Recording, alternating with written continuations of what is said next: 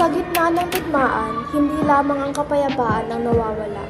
Nalalagay rin sa panganib ang kultura, wika at mga tradisyong bumubuo sa ating pagkakakilanlan bilang Pilipino. Sa kabila ng takot at kaguluhan, nananatiling buhay ang wika.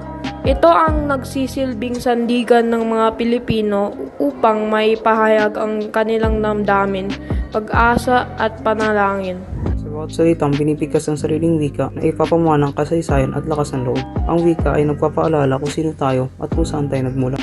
Sa simpleng pagtutulungan at pagpapabahagi, napapalakas ang loob ng bawat isa. Ang kultura ang nagbibigay pag-asa sa gitna ng dilim. Habang pinahahalagahan ang wika at tradisyon, nananatiling buhay ang diwa ng pagka-Pilipino. Sa gitna ng digmaan, ang kultura ang ating sandata at ang pagkakaisa ang ating lakas.